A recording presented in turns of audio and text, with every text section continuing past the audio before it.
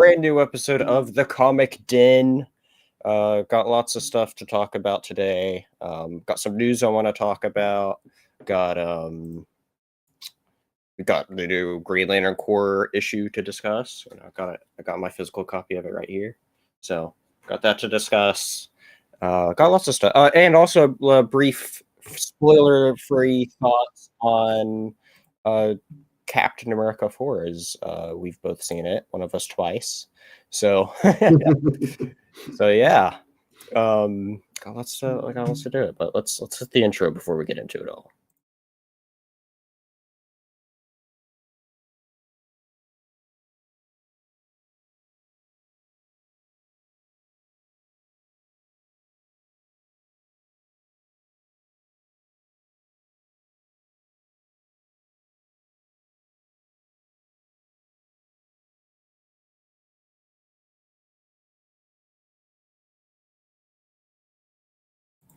All right. Well, we're here. There's a name change I noticed in the chat here from a particular somebody here. You want to talk about that really quick? Oh yeah. If anybody out there is not a regular viewer of my podcast, we did go through another name change, and I'm not going to go through the whole explanation because we explained it on the show. So watch the most recent live stream. But the name of our podcast is now Rebel Nerd Radio. It is no longer Rebel Rock Radio. So if you are looking for us on the socials, you can find us on most social media at Rebel Nerd Radio. Very nice. Awesome. Yeah, definitely go check them out if you haven't already. Our most recent episode, we started our exploration into Middle Earth. Very exciting, as I personally love those movies. So, but yeah. All right. Haven't forgotten everybody that's here in the chat. Let's say hello to everybody that's come by so far. Hello, Sir Taco Cat, and hello, Matthew. Let's see here if I can get the one thingy. But yeah, awesome. Wait, why is that not? Good to have everybody in the chat. Absolutely. Thank you all so much for coming by. Nerding out with us. And nerd out. Exactly. All right, there we go. So, let's see here. What's up first on our list? I wanted to. Oh, did I? I did not do that. Hold on. I just realized I didn't get a couple things I was wanting to show off during our first bit. So give me a moment to go get that really quick. And then we'll get all started. Just give me just one moment here. And I'll be talk about something though.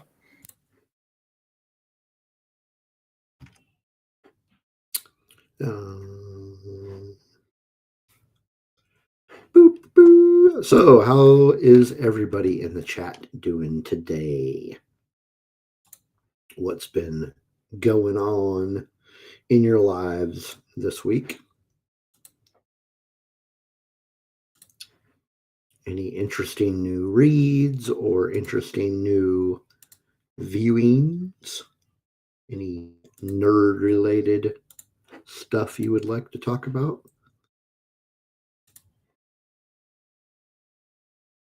There we go. Got him. Sorry about that. All right. Let's get into this. So we have, for the first bit of our show, just talking about and generally what we read / picked up. And so, first off to begin, anything that you've sort of read that's worth mentioning? That I have read recently. Yes, that you've read. Yes. Well, let me think. What have I read recently? Hold on. Hold a thought. So I was going through my digital library recently, Mm-hmm. and discovered that I never finished reading a series called Noctera, which is not Yes. active anymore. But that was a book that was written by Scott Snyder for Image. And I'm still not finished. I still have a couple issues left to finish the series. But I realized I was going through my digital library and I'm like, why are these not marked as read? And I opened one up and I'm like, oh my gosh, I haven't read this. Oh. How have I not read this already? So I started reading that. So Noctera is a pretty cool series. Nice. I believe there are at least 2 trade paperbacks out for it. So if you're I looking think for all of it would be out by now. I don't you remember would how long think, it but went on for. yeah, the second trade paperback. Let me do some quick investigation here, but I'm pretty sure that the volume 2 only goes up to issue number 11. Mm-hmm.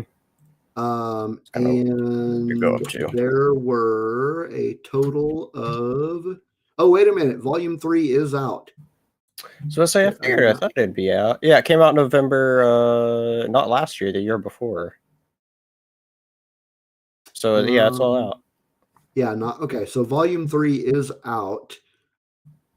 I did not realize that. So yeah, if you want to read those, that's probably your best way to read them. Yeah. Is It's a just really buy good the 3 series. volumes. But yeah, the it's written by Scott Snyder and the artwork is Tony Daniel. So Nice. pretty good series. Outside of his work on Batman, it is probably my favorite Scott Snyder work. Let's see here. He's a personal favorite writer of mine. I like a lot of his stuff. So yeah, but and I do actually have something of his to mention here in a moment. But awesome. Yeah, so I read that. I read some of that. Other than that, what is the last thing I've read, and have I read it since we last met? Oh, I did read volume 1 of Miles Morales Spider-Man. Oh, okay. By Saladin Ahmed. How was that? That's the current I'm run, probably right? I'm probably gonna read the next volume at some point in time. That's the current run, right? I don't know. That's a good question. All right. Well, while you figure that out, I have read a bit of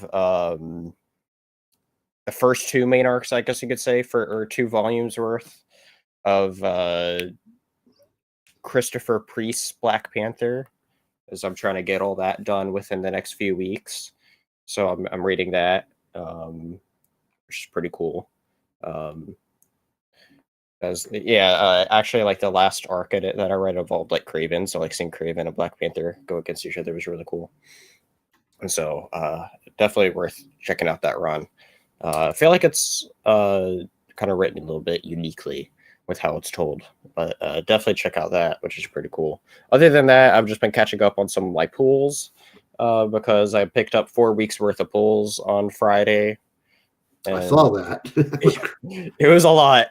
And so, from that, I just wanted to share a few things that I picked up that I didn't necessarily that's not necessarily well, okay, one of them is for my regular pulls, and that's for because I forgot that I added this book, Deadpool / Wolverine, written by Benjamin Percy on my list. And so this should have been mentioned on the show last week, but I forgot that I had this pulled.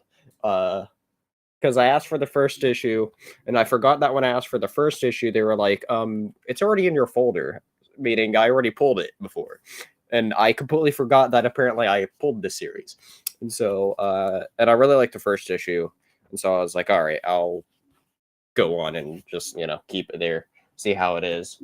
But then there's a couple other issues I got that I wanted to highlight, such as the Doctor Doom and Rocket Raccoon team up one shot written by J. Michael Straczynski, where he also was doing like all this other bunch of special one shots of stuff, such as next one coming out is Captain America and Volstagg. Then you're gonna have Nick Fury versus Fin Fang Foom. Interesting matchup there. Hulk and Doctor Strange, Ghost Rider versus Galactus. That one I may actually get to. And then Spider-Man versus the Marvel Universe. So a bunch of interesting team-ups he's getting there. So, but yeah, just wanted to highlight that I got, as well as if you're this is the Scott's newest Scott Snyder book that he put out. This is actually a second printing of it. From Distillery, called You Won't Feel a Thing, where the second printing just came out like a week or two ago. I didn't pick up the first printing since it like sold out, and I didn't request it ahead of time, and so I decided I'd check this out because I heard pretty good things about it. And so with me being a Scott Snyder fan, really liking his work, really curious in what he's working on that's new from Distillery. So haven't read any of those yet, but just wanted to highlight those. So okay. To answer your question, that is not the current run of not the current one. Okay. The run that I read was the 2018 through 2022 run. Okay. And so and that was written by Saladin Ahmed, but the new, I will say new, but because it started in 2022, so it's really not that new. Right. That one started, I believe it's still the same author. It's Cody Ziegler. I have not read any of that. Okay, that name sounds familiar after you said that. Right after you said that, I was like, oh, okay. I haven't read any of the Miles Morales stuff, so I'm not ultimately like familiar with all that stuff. So, but that's cool. Cool. Awesome. Well, let's get right on into the different issues that is coming out. Well, I had most of these in order, and then some of these got jumbled up, so we'll just see what happens. Actually, we'll move that one there. That. Okay, actually, never mind. Mostly in order now. Okay, so let's talk about it. So we have, first up from my pull list, we have The New Gods, issue 3, which definitely recommend checking us out.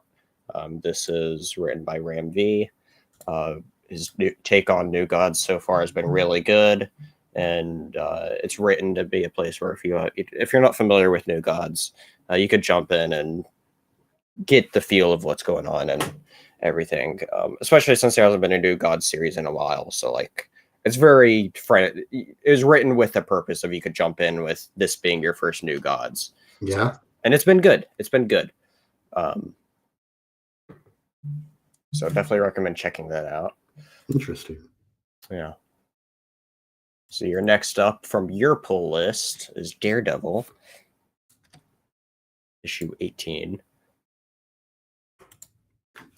Yeah. Really liking the cover there. They're kind of in a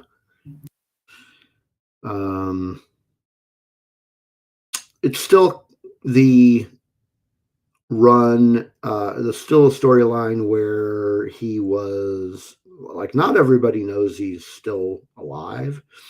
And he was a priest for a little while, and they were just coming off of the whole Matt Murdock being a priest thing. Yeah, that's cool. And he is there. See, from the last issue, he was searching for a missing kid who got stolen, who got kidnapped from the parish, from the church, which doubled as kind of a runaway kids home type thing, orphan type deal. But this run has been lately has been featuring Lady Daredevil as well, which is of course Oh yeah. but yeah, it's good stuff. What's up, Patrick? What up? Good to see you here. Patrick. Just discussing the what we're looking forward to. So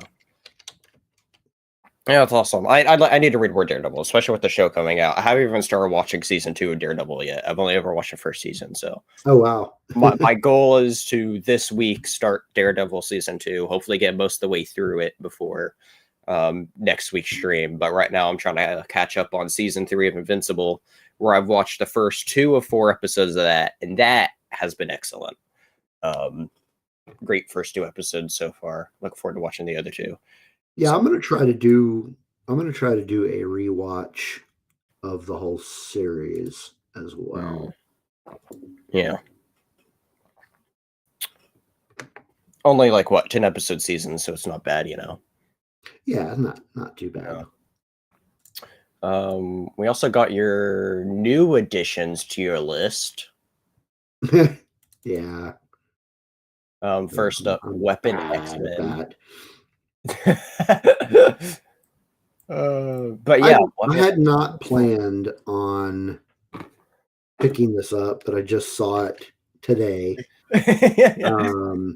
And saw the characters that are involved, and I'm like, yeah, I need to pick that up. Yeah, I shouldn't, you should, but I'm going to.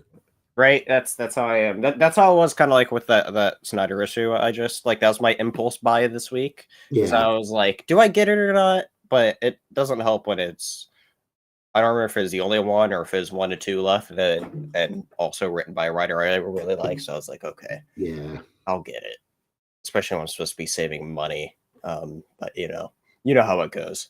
I definitely know how it goes. I need to save money too.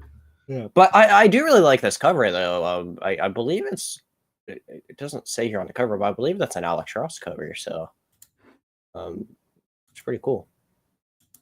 Awesome lineup of characters. So nice. Weapon X-Men.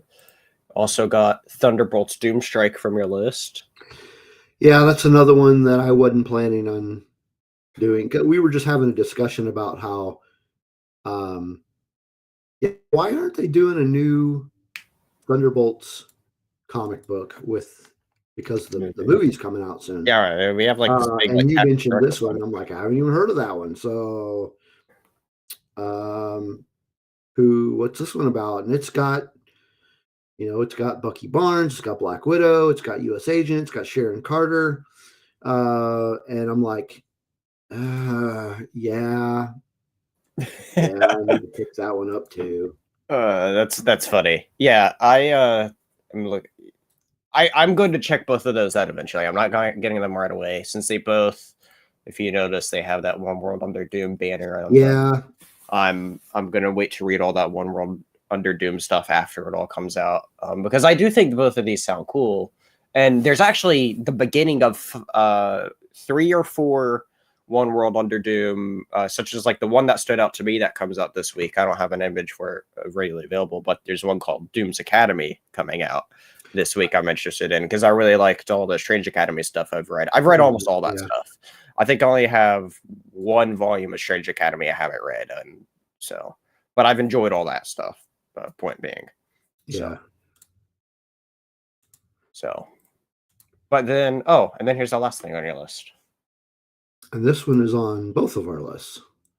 Actually, I don't have this on my list. Oh, you don't have it on your list? Okay, I thought you did. No, I'm reading all the Ultimate. I read the first one and I liked it enough to go, okay, let's go ahead and read the next one. I am looking forward to this. I actually have, as part of the news segment, something about that they just revealed of what's coming later in the series. Yeah. So we'll get to that here shortly. But yeah, and I'm reading. Well, I guess the only one I'm still reading is Ultimate Spider-Man. I am going to go back and read some more of the Ultimate Black Panther because I did like what I read of it. how much did you I read of it? didn't. I just didn't continue. I read like the first couple of issues. Okay, I read the and first volume. I really like that. yeah, I mean, not as I good need as to just Spider-Man, but like it was still pretty good though. yeah, I need to go ahead and get the first volume and then just read that. It's on And Marvel Unlimited now. what's that? I said it's all on Marvel Unlimited now. Like that first volume would be. Yeah, yeah. So So yeah, I'll go ahead and read that. But as of now, this and Spider-Man are the only Ultimates that I'm reading. nice. Feel you there. Lots of stuff coming out, such as other stuff that I'm have on my list, which is kind of like the universe that I'm really into that I read a bunch of is that different Spawn stuff. So we actually have the final issue of Violator coming out next week, and this series has been excellent. So awesome to see that this is wrapping up though. This has been awesome. And then we have, oh wait, that's not what's meant to be there. What I meant to share before this is Aliens vs. Avengers issue 3, which this has been a really cool crossover. Definitely worth checking out. It's a very interesting take on like Avengers because it's like a set like a little bit in the future, and so like they're like really old, like most of them are, and so and it's written by Hickman. So it's really I was gonna say, is the first issue on Marvel Unlimited yet? You would think so, because these seem to be coming out more bi-monthly or something like that. So I'm pretty sure that first one should be on there, considering it. Well, maybe not quite bi-monthly. I want to say the first issue came out in November though, so it should be there. Yeah. So we'll see. But then I have other Spawn stuff such as King Spawn. Then I have Rat City. This might actually be the second to last issue I check out of Rat City, just because, you know, not that I'm not enjoying the series, but like I'm liking it, but like I'm not sure I'm liking it enough to like keep on picking it up. But I'm thinking I should at least keep on going to like do the finish up what's the second volume. So when I do go back to if I do go back to the series, it's easy to just pick back up and read, you know. Yeah. And then the third issue of Deadly Tales of the Gunslinger, referring to Gunslinger Spawn there. And that this might also be the last one, just because I kind of like I when it comes to series in general, like both TV and comics, I think sometimes it's kind of hard to judge like how great they are, like, you know, their full potential. So like to try to, I think there's like a good rule of like 3, you know, like watch 3 episodes of a show, watch 3 issues of it if you're not fully hooked going to it. And so like I've liked the first 2, but I'm wanting to see like where this one goes specifically to till I really decide, okay, do I actually want to keep this, you know, or not. So but the second issue was good. I read it last night. And then last thing I want to discuss was something I didn't actually know was coming out until I was looking at the stuff just before the show. And I read one of the previous series that came out of this. And I might check this one out at some point, not right away, but I might check it out at some point. And that is that there's a new Darkwing Duck series coming out. Ooh. Yeah. I read was it 12 issue series that they did, and then they did like 1 or 2 miniseries after that. And so yeah. Taco Cat's mentioning about the Aliens versus Batman, the first one in the 90s. I believe I know which one you're talking about, written by Ron Mars. I haven't read it yet, but I know of that one. Need to read that. In the 90s, he gained his reputation of being the crossover guy because he wrote that, as well as his involvement with the DC versus Marvel stuff. Because he did the Silver Surfer and Green Lantern crossover, which are both series that he was involved in as well. So, fun fact. So, yeah. All right. Well, before we go into our news segment, well, there is something else that I'm going to be reading this week. Oh, okay. Because this week wait a minute, let me look at my dates. Is it this week? Yeah, this week this is the week of the comic book club that I little cool. comic book discussion group that I am involved with. We do that once a month.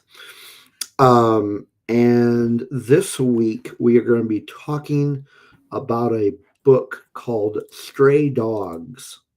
Oh, I've heard of that. I actually think I've read the first issue of that. I need to read more of that, actually. Yeah, so we're actually going to be talking about Stray Dogs Volume 1. And then also, I'm guessing it's because they're really short. Or I can't remember why we're reading to them, but Stray Dogs and then Stray Dogs Dog Days. Okay. So, yeah. Awesome. So yeah, I need to read those. Those are stuff I've heard is really good. That's, Yeah, sometimes when we have this comic book discussion thing, something pops up that I had never read before, and it's like, oh, okay, well, cool. Give me some news. What's up, Isaac? Isaac saying Darkwing was his childhood. Oh man, Darkwing Duck is awesome. I went back and visited for my first time some of the original series, or some of the series of it. I don't remember how many episodes I watched, but like a fair handful of them, like 5 episodes or something like that. I really liked it. I really like going back and visiting those like cartoons before my time. Like I love animation and like those cartoons were great, and we don't get stuff like that anymore. Yeah. So, but Darkwing Duck being part of that, Darkwing Duck is great, indeed. So, but yeah. The series, the mini series or the series I read, it was a 12-issue Darkwing Duck series, and what was great about that series was it really did. You could definitely tell it was like a sequel to the show, but it very much felt like it had the essence of the show. Like it felt like while I was reading it, it felt like I was like watching an episode of the show, which is really cool. So like if you're a Darkwing Duck fan, I definitely recommend checking out the that first 12-issue series that Dynamite Comics did. They were pretty good. So good little recommendation there. Before we get into all the comic stuff, let's give our spoiler-free thoughts on Captain America 4. Captain America: Brave New World. Brave New World came out. We both saw it Thursday. Yep. Then I know you went to go watch it again last night. I went to go watch it again last night. But yeah, we're not gonna go into any of the spoilers or anything. Just quick spoiler-free thoughts from both of us. See here, for me personally, going into it, I had not gonna lie, I had pretty low expectations for the movie. But I liked it. I ended up liking it. I wouldn't necessarily call it a great movie for me, but I liked it. In particular, I really like the Hulk stuff in the movie. Because obviously in the trailers they advertise it as the main opponent being Red Hulk, which I won't necessarily say is the case, but the Red Hulk stuff was awesome though, so much so that it made me want to read a little bit of Hulk stuff. And I forgot to mention that was I like it made me go read the first issue of Jeff Loeb's Hulk, and I read and realized that was a series that's set as a direct aftermath from World War Hulk, which I haven't read. So I was like, oh, I should go back and read World War Hulk, but I haven't done that yet. Yeah. So I really do want to get into Jeff Loeb's Hulk, though. Might be something I do throughout this next week before next show. But so that'd be interesting. So Red Hulk, Volume 1 by Jeff Loeb. Maybe we should read that. Yeah. And I think do that'd be a good one. An episode about that coming up. I think that'd be a good one to do. Maybe we'll end up doing that next week because I was planning on reading some of that stuff soon, anyways. Sounds good. Yeah. Yeah. Yeah, so, I can read that. I can read that between now and next week. Yeah. So yeah. We're talking about like what? I really like Jeff Loeb's writing. That's the first arc of Jeff Loeb's Hulk run, right? That's titled Red Hulk. Is that what we're talking about? Yeah, it's called. Oh man, what is the name of that volume? I know what you're talking about, but yeah, we'll talk about that for sure. Yeah, it's just called Red Hulk. There we go. All Hulk right, Volume 1, Red Hulk. There we go. So there we go. Yeah, we'll talk about that at the beginning of Red Hulk because it's made me wanting to start read that. But before I get into that, I'm going to end up reading the World War Hulk, but just the 5-issue series because there's a bunch of tie-ins to that. Like they made a bunch of tie-ins and stuff. So Yeah. And actually, what we're going to be, I meant to mention this to you before the show, but the week after next, so 2 weeks from now, is going to be charity weekend over on Red Shirts Remastered, where we're doing the Rare Disease Day fundraiser. Great timing for this, Chris, as there's actually the donation link right there. Go check that out, everybody. But we're actually gonna be doing a special episode of the Comic Den. Chris is going to be joining us, and wanting to figure out something X-Men related to do that week, because that's very much ties into the whole Rare Disease Day stuff and everything. So we're going to figure out something cool X-Men to do that week. And the X-Men are diseased. The X-Men are diseased. Well, the whole thing is with Rare Disease Day, it's to talk about the different rare diseases out there in the world, right? And Chris has something that is very much a rare condition, as he likes to call it. And so because of that, he relates it to himself being a mutant. And so with that, I figured it'd be a good tie-in, since this falls during that special weekend. We could do something X-Men related or mutant related at the very least. So got a couple weeks to figure out exactly what we're doing for that, but some things we're going to be doing a little bit of a special episode for that, though. So in a couple weeks. So cool. Yeah. And welcome in. Yeah.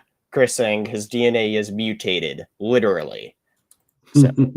So yeah, he'll delve all into that, like how it relates to himself on that day. Is, like I said, it's going to be a special episode of the Comic Den we're doing that day. And what's up, Classic? Saying I'm amazing. Thank you. So yeah. Well, thank you guys for coming by. But anyway, we're talking about Captain America 4. And we got sidetracked by talking about spoiler for your thoughts. We're not saying anything.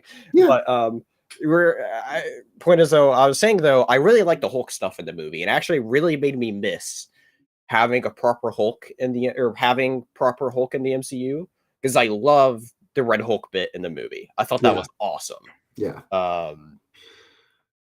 It was excellent. And so and then I don't is it safe to say who the villain of the movie is? Like, everyone knows who they haven't necessarily shown it, but let's consider that a spoiler. Okay. Because I don't think, before the movie came out, it was not something that was widely known. In fact, I did not know. I avoided as many spoilers as I could for this movie.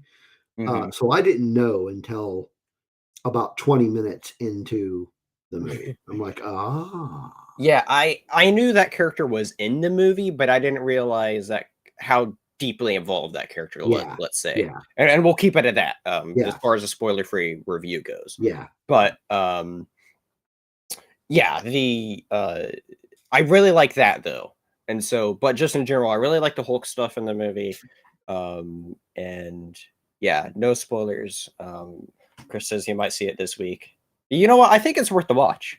Like, I know a bunch of people are dogging on it, but, like, I think it was a good movie. I don't Well, I think don't it's need those people in my life. Right, exactly. I wouldn't say it's necessarily as good as the first 4 Captain America movies, and one of the things, other than the big Red Hulk part, and something I noticed in general was just, like, you can tell it's not a movie directed by, say, like, the Russos, like, I Yeah. mean that in the way of, like, Russos did fantastic action scenes for their 2 Captain America entries, and even the ones in the first one are really good too, and, like, personally felt like the action wasn't as good. Like, it's still entertaining, but, like, it wasn't as good, I felt like. But it certainly doesn't help when the previous entries in the series, or the last 2 at least, were done by the Russos, which were just fantastic, right? Mhm. And so, can't just help to compare that when, you're talking about the next in the Captain America series. But Yeah. I liked, I think Anthony Mackie, he continues to do a good role as Falcon. I think Falcon, I liked how they did the Falcon stuff as Captain America.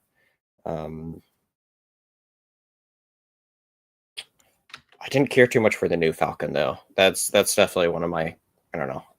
He's kind of annoying to me in some bits, but I don't know. I'm trying to think. I don't think I really have much else spoiler free other than I liked it. It was good. I'd give it a solid 7. Worth watching. So definitely, if you're interested in it, go check it out. Here's the only other spoiler free thing. I think Harrison Ford did a pretty good job playing Thunderous Ross there. I think he did a good job. But I also couldn't help but think during all his scenes is how much I couldn't help but think how William Hurt would have done, as this would have been like his first huge like role, of being like Yeah. a main character and not necessarily a side character. But I think Harrison Ford overall picked up the role well. Because I was even thinking about it. I was like, I don't know who else I would have necessarily casted as a recast.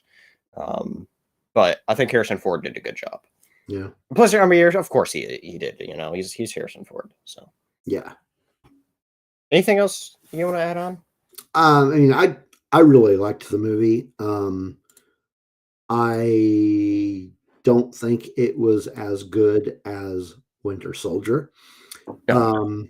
But to be fair, that is not a fair comparison because for anybody that knows me, knows that is a pretty high bar. Winter Soldier, if you're not familiar with me, is like my all-time favorite MCU movie. It's up there for a lot of people. It's really good. Yeah, I love that movie. So it's not as good as that, but that, like I said, that's not a fair comparison. But I really liked it a lot. Clearly, I went and saw it twice. Yeah. But yeah, you said pretty much everything else. It's good. There were a few things I won't say I disliked about it, just things that I thought that could have been done better. But like really nitpicky things. Yeah. No, I've noticed too is like some of the pacing of the movie fell off, but at the same time though, like rushed. But at the same time, I appreciated that I didn't spend too long to like say dilly dally in some areas. Of like it's only like what 2 hours, just under 2 hours, right? And so it's a quick watch, and it definitely feels that way. I feel like so. But yeah, I enjoyed it. It's good. Go check it out. Yeah, I liked it. It was good movie. Yeah, I Yeah, I would recommend it. Yeah. Matthew says he wants to see it. Might be a while. Chris was saying even in the trailers he was annoying, referring to the Falcon person. See, like I did kind of have a like problem with him though. Like that's the thing that was like, I think the movie had a certain tone to it, and I think his character kind of broke that tone in some of his scenes. And so, but yeah, did he say "get off my plane"? He did not. He did not. He did not. And he's saying he's been a main character before, just not in the MCU. I assume you're talking about William Hurt. Is that who you're talking about? I assume. I don't know. I would assume. And then Chris says touche. Yeah, indeed. All right. I will say, like, I think that in regards to like the entire MCU franchise, as far as like a franchise within a franchise, I think Captain America, like the Captain America movies, might be my favorite franchise within that franchise. Sure. Favorite Marvel series of the MCU or whatever. Yeah. It's up there. Like it's a solid lineup. Like the original like Steve Rogers trilogy it's a great trilogy. Like I really like those. It is. But I also it's like, arguably the best MCU trilogy. Oh, sorry. Go ahead. No, I was just saying the Captain America stuff is arguably the best MCU trilogy. Yeah. Welcome in Monumental Comics. Saying Falcon is grand. I'm going to see it today. Awesome. Yeah, we just had our spoiler-free thoughts. No, I was going to say Avengers, yes. Falcon and Winter Soldier is actually my favorite MCU TV show. There you go. Very nice. Yeah. Awesome. Yeah, Captain America 4 is definitely worth a watch, so I think so. Agreed. Tis good. So, but yeah, those were just a quick spoiler-free thoughts on Captain America 4. Didn't want to go all into the spoilers and stuff since it just came out. You know, people have only had a few days to watch it, so. But before let's now get into. Oh wait, before we do, Monumental Comics says I've always been a Thor fan, but I definitely see Cap as the best. You see, I love Thor. I wish the MCU could do Thor just a little better. You know, like, or not just a little, a bit better. I give me like what Thor actually is, and not the jokey Thor. You know, but yeah, Cap has a really good trilogy, and I think. Oh, and Monumental Comics saying there's two with Falcon and Winter Soldier being the favorite. Interesting. That's awesome. Awesome. All right. Well, let's get into some of the comic news that came out over the last week. There's a few bits of news I wanted to highlight. First up here, we have Marvel and Disney's What If, continuing with What If Donald Duck became Iron Man. We've seen a bit of these What If Donald Ducks before. We had the Wolverine. We have, and then What If Donald Duck became Thor? Just speaking of Thor, and there's some awesome covers here as well. So, but yeah, I just wanted to highlight this specifically as I enjoyed the previous What If ones that they've done. And I think these covers are really good too. Especially this one. This is really cool. So.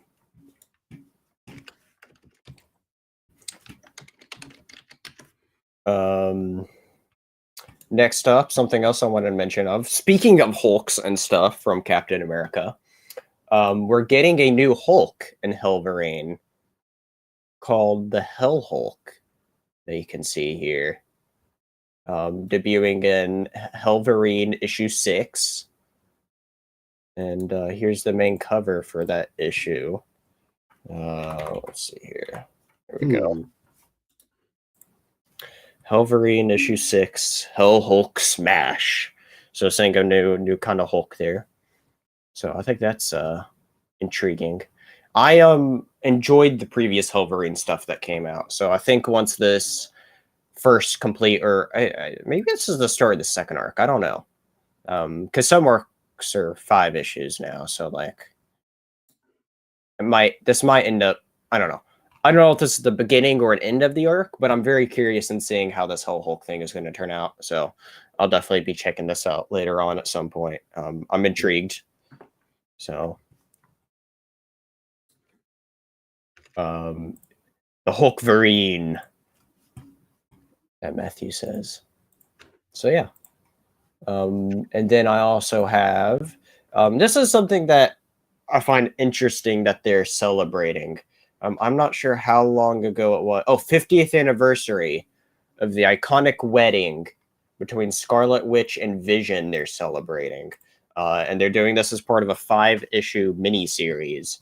And I mainly want to highlight this just because I find it interesting that they're revisiting it. But also, one of the very first comics I remember picking up was one of the issues in that 12-issue Vision and Scarlet Witch series that followed that wedding. Do you know what? Do you know what I'm talking about? There's like a Vision and Scarlet Witch 12-issue miniseries that it, like I said, like it's an older series that from a while ago, and so I find it interesting that they're revisiting it though. And so with that being one of the first comics that I just happened to pick up, like one of my first ever comics I've ever had, that I've ever had, found it interesting that they're revisiting it. So caught my eye there. We also have, I'm not sure what to make of this. Maybe you know a little more. You might be a little more in the know than me about this. But we have Marvel Comics teasing the return of Gwen Stacy with this image here. Saying in May of 2025, Gwen Stacy, loving daughter. Interesting. Yeah. No, I'm not aware of. I have not been reading the main run of Amazing Spider-Man. Yeah, I'm not quite sure what this is tying into. It's just showing Gwen Stacy's coming back in some form. At least main Gwen Stacy, that is, because we have the stuff with Spider-Gwen, right? And all that. But that's, I think people know overall by now, if you're a comic, or not just being a comic fan, but if you're a comic movie watcher, you know that who she is though, like of that alternate universe one. But we'll see what comes of this. All it just says is May 2025, Gwen Stacy. So who knows? Little cryptic tease Marvel has out. Who knows what to think of it? Chris is saying zombie Gwen Stacy. Yeah, who knows? Like, it's just a cryptic teaser, so we'll see. We'll see what happens with this. We'll be finding out in a few months in May, I suppose. So I'm sure probably later this month or next month they'll talk more about exactly what this means. So we'll follow up on this in a future Comic Den episode. So, but and then we got a bunch of stuff revealed with what's up next in the Ultimate Universe. But there's one thing specifically I wanted to highlight, and that is this for Ultimate Wolverine, issue 5. 5, geez, that's And look, right. Everything being shown a few months in advance. But look at that. This is the version of Sabretooth, the ultimate version of Sabretooth, which is very werewolf-like, and so very interesting. Yeah, very interesting indeed. It's very intriguing. I saw this and I just caught my attention. I'm like, okay, you have my attention. I've been wanting to check out what's going on with Ultimate Wolverine, but even more so now after being like, oh, this is a very interesting take on Sabretooth. Okay. So, yeah, we'll see what happens here. Chris was just talking about with this, saying multiversal. I don't think it's multiversal though, because this is Gwen Stacy's grave in the main universe, I believe. So, but we'll see. Maybe that is her other self's tombstone. That would be interesting. I wonder if they've ever addressed that, any of this stuff, like oh, the trying to visit herself. I don't know. Peter Parker is Gwen. Okay. All right, and then the last bit of news I have to talk about is something Jeff Lemire talked about recently with the new, considering the Absolute books. He said this interesting quote, saying on if the Absolute books will eventually connect. For anybody that doesn't know, Jeff Lemire is currently writing Absolute Flash. Actually, the other bit that I want to show here is that he confirms that Absolute Flash is an ongoing book. He said that it is very much an ongoing series, and that he is currently plotting issues 12 through 24 now. So, you know, this Absolute universe began big, and they're planning on being a big universe that's going on, which is awesome to hear. But they're talking about it eventually connecting, and so he gave this. He's talking a bit about it here, saying, "Yes, Scott, Kelly, Jason, Dennis, and Al, and myself meet every other week virtually to plan out the larger Absolute universe. We are thinking far ahead, and there is a plan in place for these characters to eventually connect. We don't want to rush anything, or we want to make these eventual meeting matter. I will say that the first seeds of a bigger connection between titles happens at the end of Absolute Flash 1, and that leads into the free comic book day story that I wrote that will see all the Absolute characters between the same cover for the first time." And so it has been said before that they're one to establish all the characters in the Absolute universe before going on to before making them all cross over and meet up and whatever. You know, making sure they're all built up. But cool to see that they're really planning all this stuff with the Absolute universe, and seeing that there's the you know, that they actually meet and they're all planning it. And so looking forward to seeing the future of the Absolute universe, as I have part of the reason why I trimmed my Marvel titles was to make sure I have the, you know, I guess you could say room for all this Absolute stuff coming out. Yeah. Because I think Absolute Universe has been great with the Batman, Superman, and Wonder Woman stuff. I haven't read the newest issue of each of those respectively yet. But what I've read prior to the most recent issues of all those, I think have been great. And I'm really looking forward to seeing what is going to be coming out from the other ones.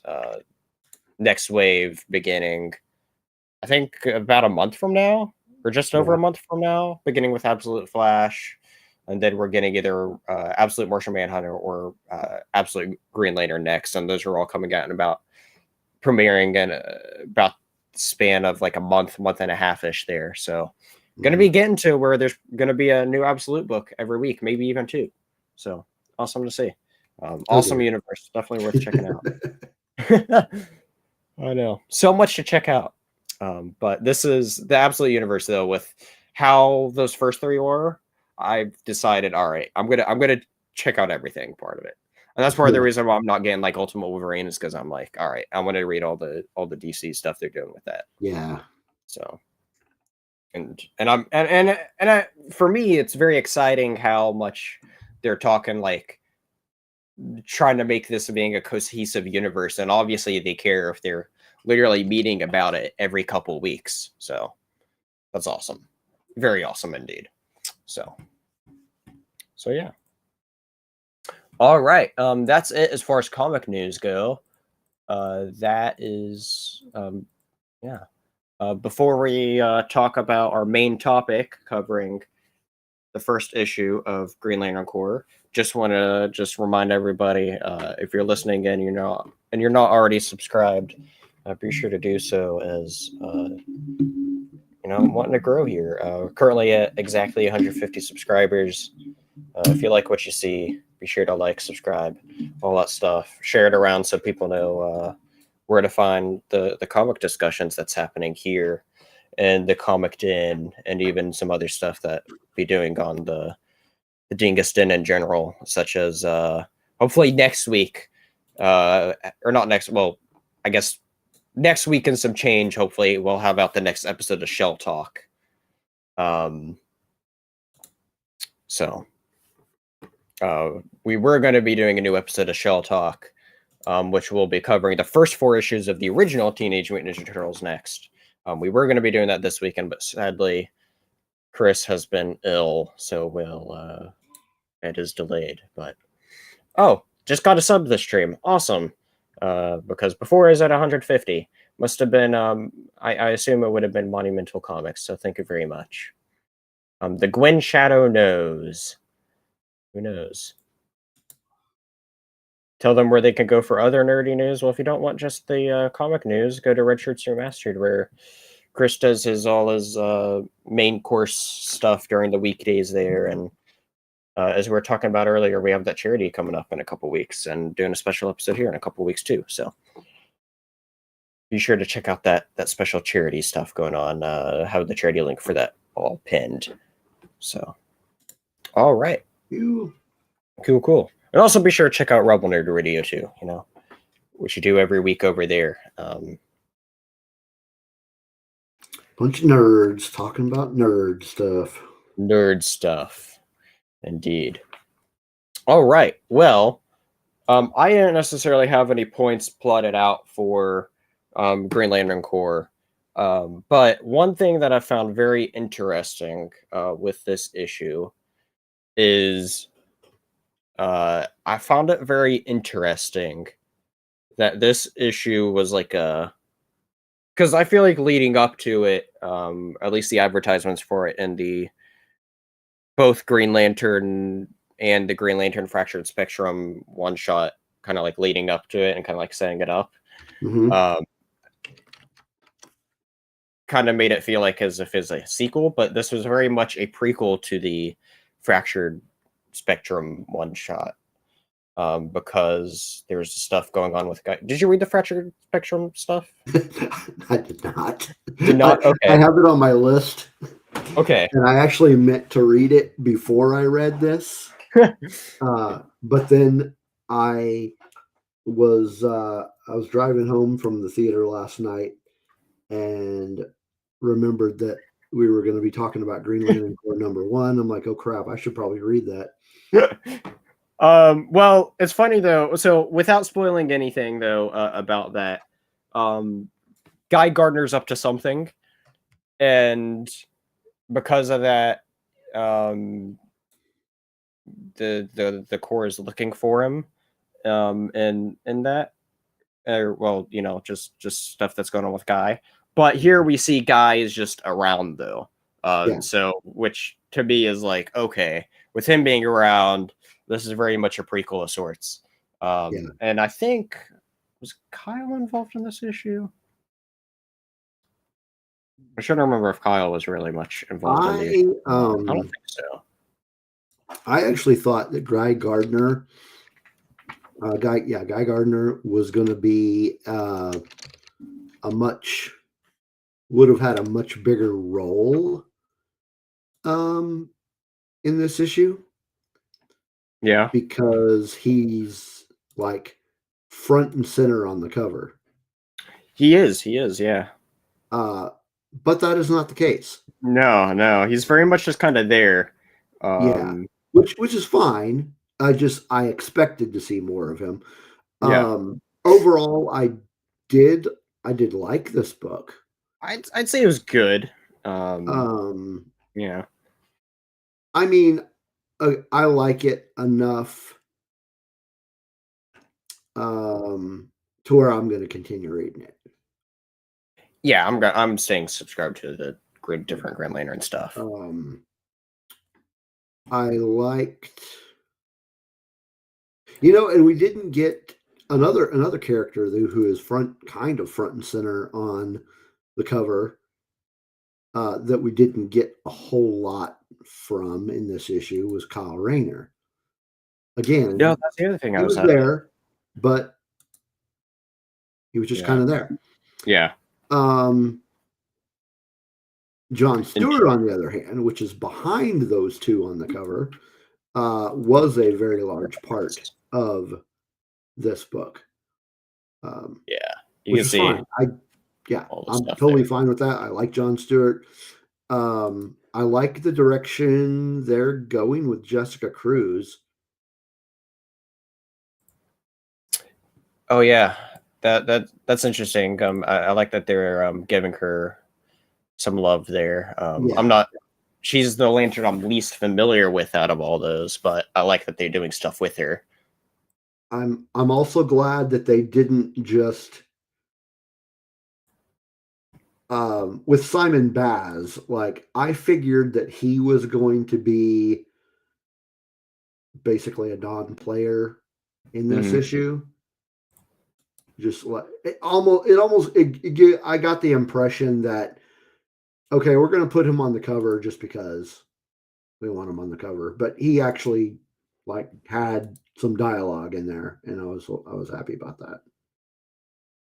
Yeah, it was cool. I mean, that's kind of a problem, right? Like when you're talking about a series, even just focusing on giving everybody love, that's not just Hal Jordan, right? Yeah, yeah, That's still a lot of people to like just cover in general, yeah. I mean, Um, the Green Lantern Corps in general has, dare I say, some of the best characters in DC oh yeah, outside of like your main, your Batman, Superman, Wonder Woman. Um, and you can't. I think it's what I'm getting at is I think it's a good idea. Number one, that they did not include Hal Jordan in this book because yeah, he's already giving got his everybody else book. love. He's already got a book.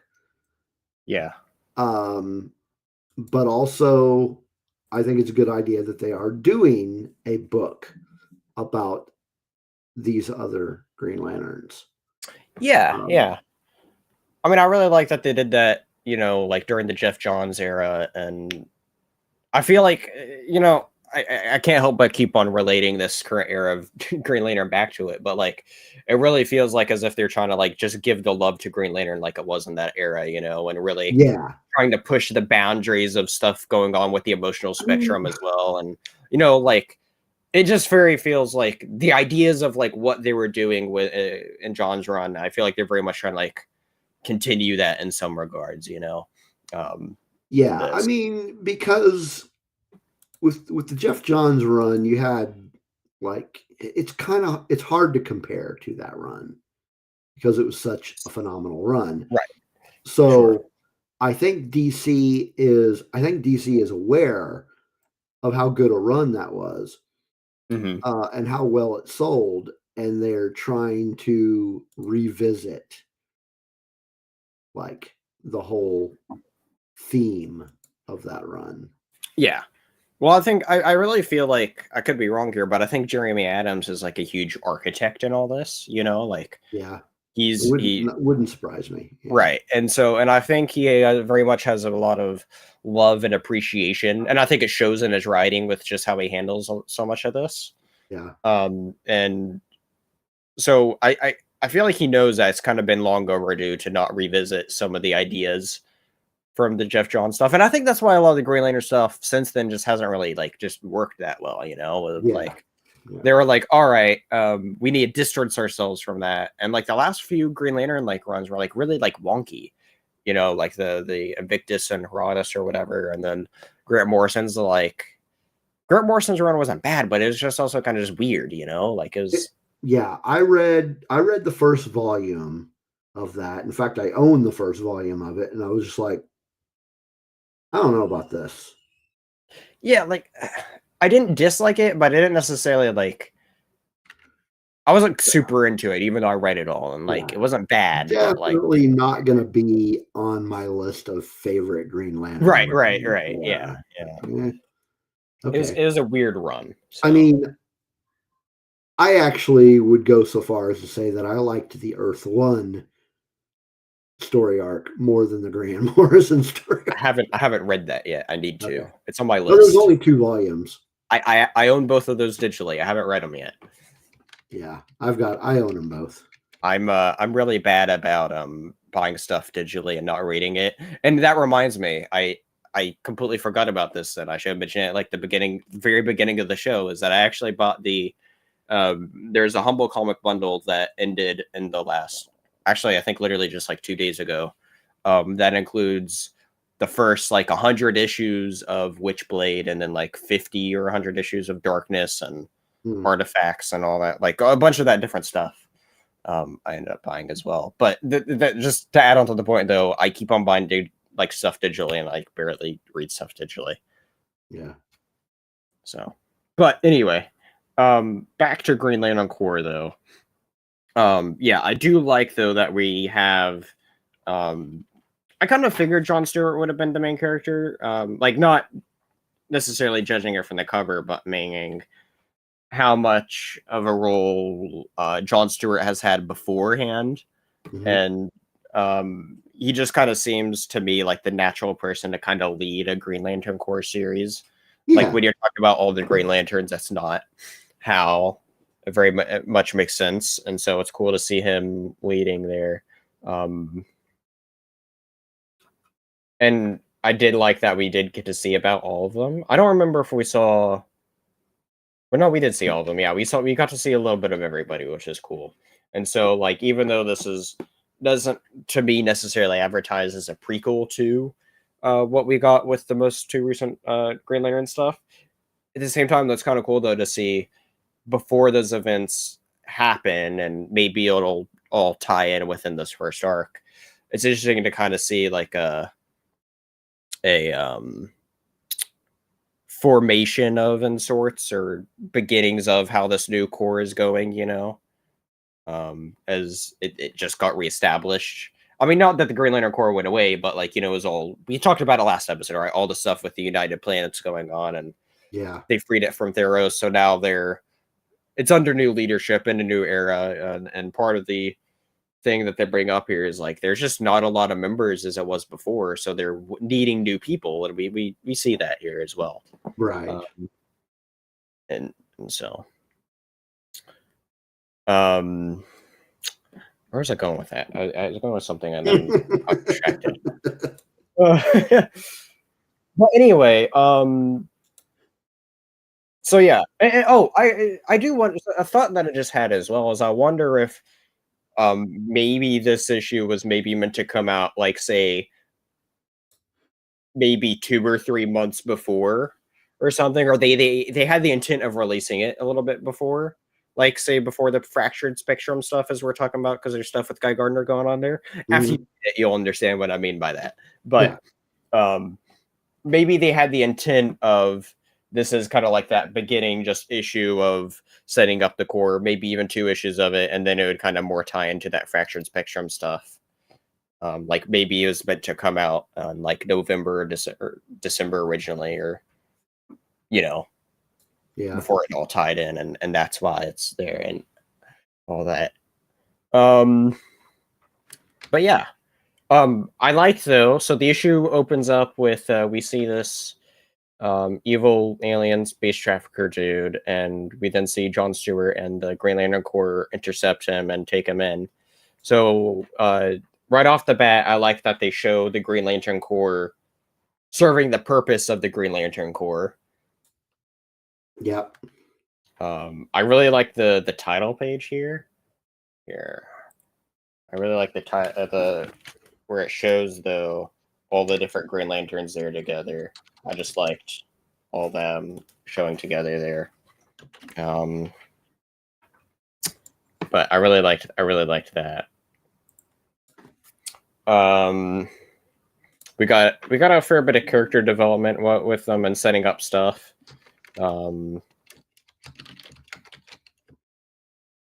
See here, Joe's wanting to talk to like Jon Stewart, and Jon Stewart's not necessarily wanting to talk to her.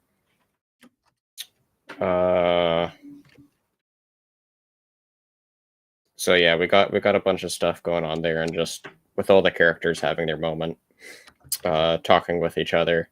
Like we do is pretty much see here. Actually, this might be everybody here. Yeah, everybody on the cover. Like we do see them together in one part of the issue, except for Yep. actually I don't know if I don't see Kyle there, but we see them all planning. But then we get this surprise though. Big point of discussion here of Sinestro's a Green Lantern again. Yeah.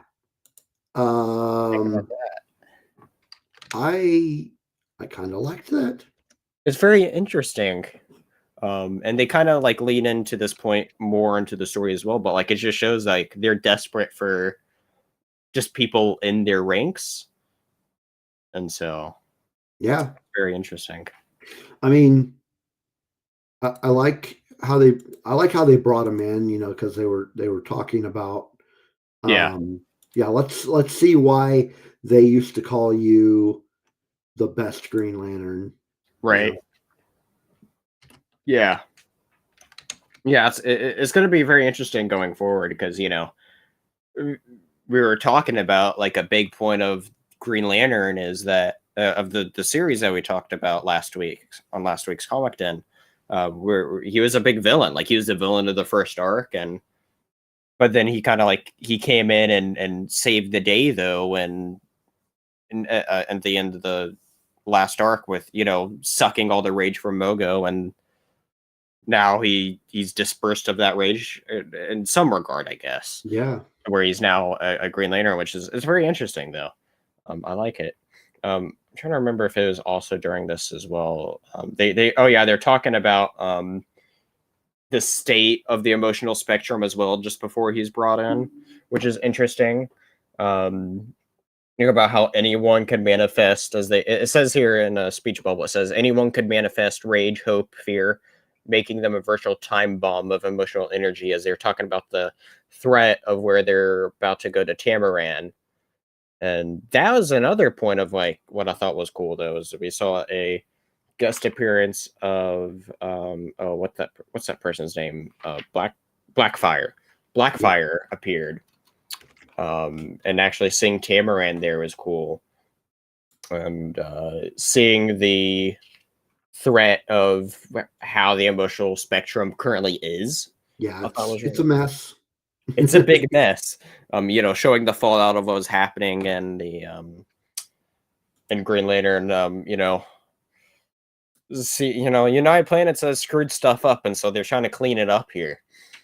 And so it was very interesting. Yeah, they definitely screwed things up. To say the least, right? And so Yeah.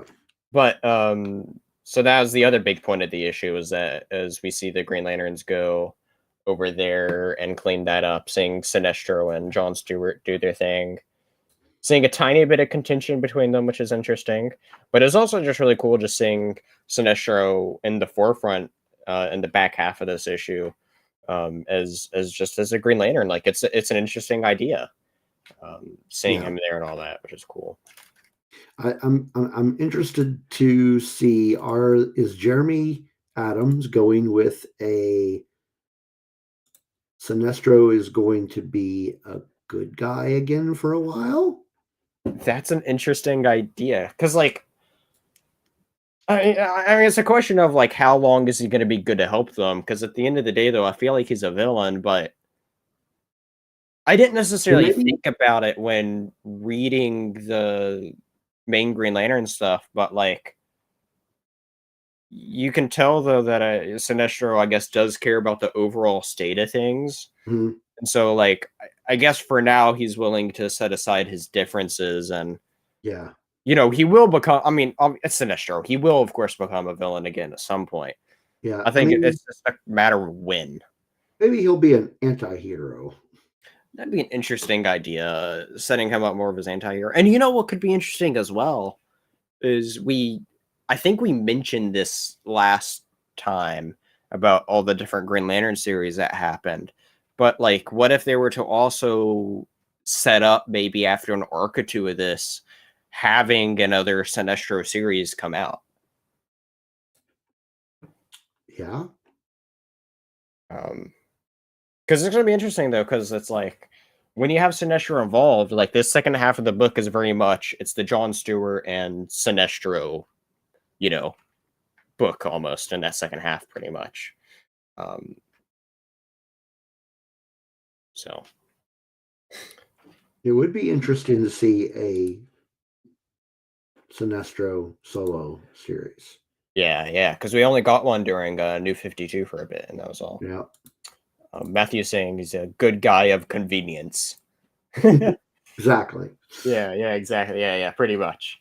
So, but it's cool though to see him back there. So, and it was a nice surprise to see him come back as a Green Lantern, I think. Yeah. And I wasn't expecting him to have such a huge role in this issue. So, that was cool. And so, but yeah, we see them contain the emotional threat on Tamaran, which is cool. Seeing somebody using all the fear. And so it's cool to see how Sinestro deals with that too. So it was like a cool spotlight for Sinestro there. But then the person causing all that, they end up giving a Green Lantern ring, which is interesting because I was kind of talking about this point earlier with where like they're just really wanting anybody that they think is capable of wielding the emotional spectrum in general to be a Green Lantern, since they just need more Green Lanterns. Yeah. And so it makes me interesting though of like so we're seeing the emotional spectrum all mixed up and everything in disarray right now, but they're obviously their goal right now is to get everything back in order. Mm-hmm. So I feel like maybe as well, and maybe this is how if they do end up doing a Sinestro series, how it would kind of tie into that is maybe that person wielding the fear would end up this Tamaranian would be a person that would help Sinestro or be part of Sinestro's new if he goes back to being a Yellow Lantern with him setting all that up, because like I said, all the emotional spectrums in disarray, and they're talking about how it's important to try to balance it out. So I feel like to balance it out, they're going to have to figure out how to maybe make new power batteries or something like that. Who knows, right? But they're going to have to figure out something or else everything's going to change. And I think stuff is going to be changing, but they are going to figure out a way to contain it. So, but we'll see. We'll see. Point is I think there's a bunch of like ways where this could go from here, and I'm very curious as to like just where it can go. Yeah. But I can see how they could use Sinestro and this new Tamaran person to be part of like just future stuff. Yeah. I'm trying to see what else there is. The main other thing with this issue is we just see, there's just that whole speech about them trying to rebuild their ranks and everything, but then at the end, a Thanagarian appears.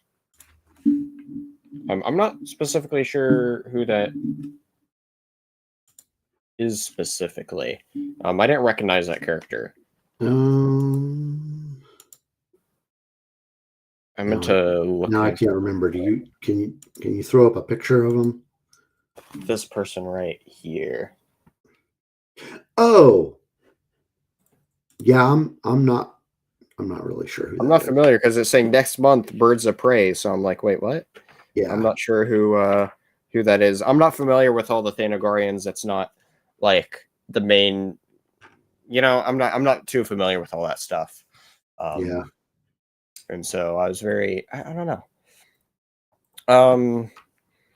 Let me see here. I could try to look that up really quick, but I think overall though that first issue, I think it was a solid first issue. Going forward, I do wonder about like how much the balancing of all these characters is going to be like play out. Like, we're talking like there's so many characters. I just hope that they can figure out how to, you know, obviously certain issues are going to focus on certain people, but if they can find the good balance for all of that, right? Which is much easier said than done, I think, when you're talking about all those different people. Oh wait, hold on. Just thought of, I think I know. But yeah, yeah. What about for you? Any other thoughts? No, I think this was a good, like, rebuilding issue. Like, I mean, it is very clear that Oh, the Green Lantern Corps is in a state of disarray, and they're in a rebuilding phase. And I think this was a good. I think this was a good issue to kind of introduce. They're they're starting to rebuild. all right. I feel kind of dumb because this is, hold on. I found a picture to share. Get out of here. What are you doing? I'm almost done. Hi, kitty. Hi. Anyway, oh, now you're okay. Anyway. Where was that? Oh yeah. What I was gonna share here though is this is like very much an intro, like this is actually I didn't recognize it because of the costume just not being what I'm used to seeing with that character, but that's actually Hawkwoman. Oh, Yeah, I didn't realize that right away. And I'm not familiar with what they're doing with the Birds of Prey stuff either, because since it says, you know, if you look down there, it says Birds of Prey down there. So I'm just not familiar with that part or why she's like that or anything. But I'm definitely not used to it. But it makes sense though, because like when you look at her there, you see you see her mace that she uses there, so like it makes sense. That yeah, I guess it's Aquaman. it makes sense now. It makes sense now. I just didn't realize that. But So, but yeah, I didn't. Very interesting. I didn't even connect that as Hawkwoman until just now. Also, disclaimer: I literally did just like read the issue like just before we pretty much went live. And so like some of the thought process of just analyzing a couple of certain things here and there, like was just kind of, I guess, just kind of clicking. But yeah, I saw that. I was like, I don't know who that is. Okay. Good to know that we figured it out. But yeah, I agree though. I think, you know, it's important to have that foundation of showing the Green Lantern Corps, and I think as I'm talking about it more though, I'm realizing the more and more I'm appreciating this issue because I like how it sets up the. I feel like it sets up a lot of stuff. There's some interesting things as I was talking about how I feel like it could be set up for future story arcs or maybe even series that they could go on from. maybe you should just go back and reread it. I know, right? But I really like though, you know, at the end of the day, it is a Green Lantern Corps issue, and I like that we got to see the issue begin with the familiarity of this is what the Green Lantern Corps is, seeing them rebuild, and it was a good issue to just show the state of what state the Green Lantern Corps is in.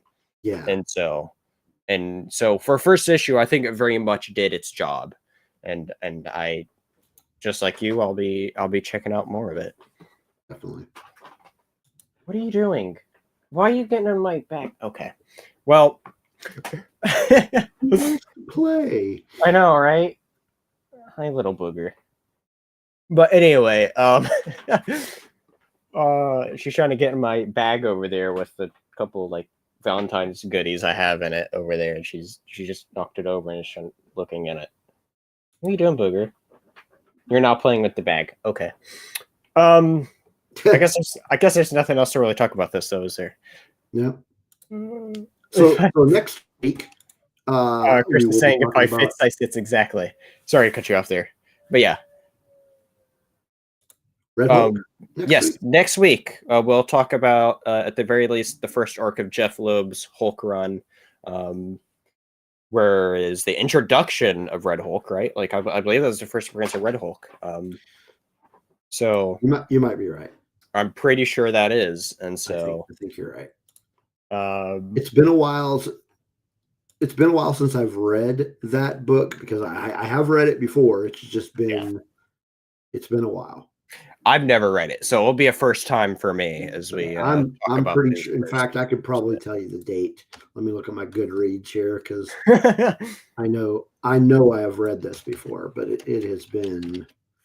Okay, Red Hulk Volume 1. Well, there's a picture of it, but that's not what I'm looking for.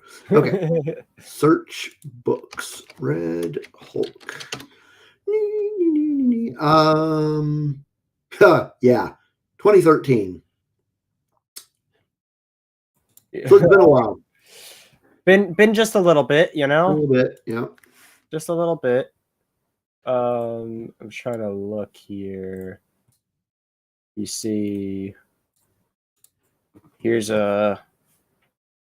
Hold on, let me pull up the. I was trying to pull up the cover for it here really quick. That's not what I wanted. There we go. There we go. That's the main cover for it there. So, yeah. Loeb and McGinnis. I mean Jeff Loeb. He wrote my two favorite Batman stories. So, very excited to get into seeing what he's going to be doing with his Hulk run. This, I know, it was a direct fallout from World War Hulk, so that's why I'm going to actually be reading that before that, as I haven't read World War Hulk and I need to. But just to make sense. Jeff Loeb has written a lot. Some of the best stories out there. I mean, he's a great writer. I'm very excited to meet him on in a few weeks. So that reminds me though. So we're talking next week. We're going to be talking about this Red Hulk story, which is what is this? The first 6 issues? Is that right? Mm-hmm. First 6 issues of Jeff Loeb's Hulk run, and then after that, we're going to be doing a special X-Men mutant related episode of sorts. We'll be figuring that out. Hopefully, we'll try to figure out the details for that within the next week, so we can then, for sure have something set for. What are you doing? No, oh my god. And then, she's over there climbing along all by my collectibles and stuff. It's like you do.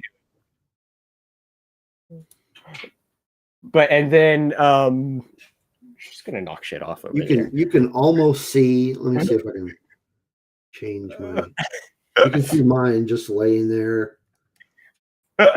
There's Poppy. She's just chilling. I'm not gonna wake her up because that's just yeah. See, mine was chilling for most of the episode, and then now she's up and about at the end here. She couldn't just wait to, rest for 10 more minutes. Yeah. Matthew saying, "Been there, Spencer," and Chris saying, "If I have a secret admirer." Yeah. But cool. So Red Hulk next week. Red Hulk next week. Week after, we're going to be doing something X-Men, and then the week after, there will be we'll be taking a week off from the Comic Den because that is the Comic-Con weekend for me. So during their usual timing, I will be at the con, and afterwards I'll certainly be busy. So we'll just take the week off there. So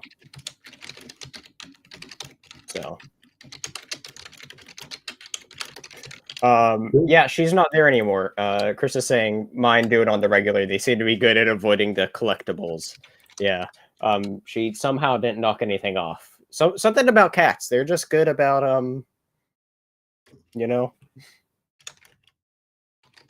avoiding stuff like that. It's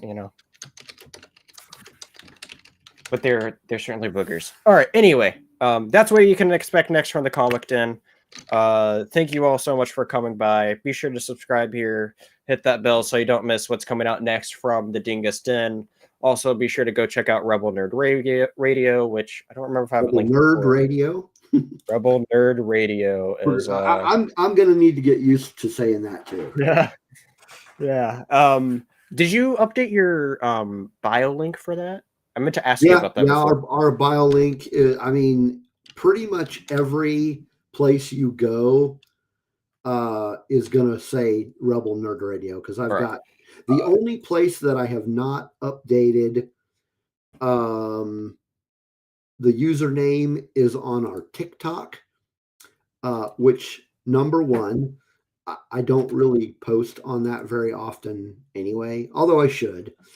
My wife keeps telling me that I should be promoting on TikTok. Yeah. I'm like, okay, I don't really get on it that much, so I don't think about it. So mostly because I don't get on there very much, but also because when it got banned for like 14 hours, yeah, Chris is just saying it'll be gone. I deleted the app on my phone. And then when it came back up, I was not able to reinstall it. Oh, yeah. Just recently, like within a day or so, I'm able to install it again. So I have not installed it back on my phone yet, but I will. And I don't like their website as far as desktop functionality goes. Yeah. So I'm gonna have to do everything on the app. But other than that, everywhere you go, it is Rebel Nerd Radio. Find all the stuff there. I'm gonna be sure to update the description of the video to include that bio.link, but there's the link for it right there. Yeah. So be sure to check it out. Join our Patreon, please. Thank you, Matthew, for coming by. And thank you everybody else that has come by, Chris, Monumental Comics, everybody else that's come hung out. Let's see here. Chris is saying you can reinstall through their website. Wait the 50 more days. If it does not get bought, then it will not be around. So we'll see what happens to TikTok. Oh, you're talking about Diamond? No, TikTok. Oh, you saying talking about TikTok with it. Okay. Now we'll see what happens there. And some developments going on there for sure. Yeah. We'll see what happens. That's a whole other discussion. But something's going on with Diamond, and hopefully it hangs around, because if it doesn't, local comic book shops are going to have a rough time. I don't feel like it's going to, if they shut down, it's going to be as bad as people say. Because all like Marvel and DC and more people have been jumped over to Lunar. Marvel and DC haven't been with Diamond for a long time, for a few years now, I think. At least. Yeah, you might be right. So we'll see. Maybe it won't have as big an impact as affects some of the. It's going to affect certain companies that still uses them. I'm not sure who still uses them, but the big thing with Diamond though is that they had a big focus on helping try to put out certain indie books. And so it's going to be interesting to see, like, it's going to change the world of indie comics and local comic stores. That's for sure. But we'll see. But yeah, that's a whole other conversation. Yeah. It only had to say 5 days stand. It'll be the Wild West of distribution. We'll see what happens. I don't think it's going to be as bad as people say, at least not for the main books. But we'll see. I'm sure whenever something comes out of that, we'll see. Because the biggest thing that I think is going to affect, and I saw something talking about it recently, is that if they do shut down, who's going to be doing Free Comic Book Day, doing all that stuff? Because they're still distribute all that stuff, and Free Comic Book Day doesn't pay for itself. Right. You know, there's money that goes into printing all that, and even though it's free for you to go in, the comic stores still have to buy all that. So, but yeah, a whole other conversation though to get into, but just quick stuff there. Thank you all so much for coming by, hanging out here in the Comic Den, talk about more Green Lantern. We will be back, as we said, next week for some Hulk talk. And until then, see ya. See ya. Bye.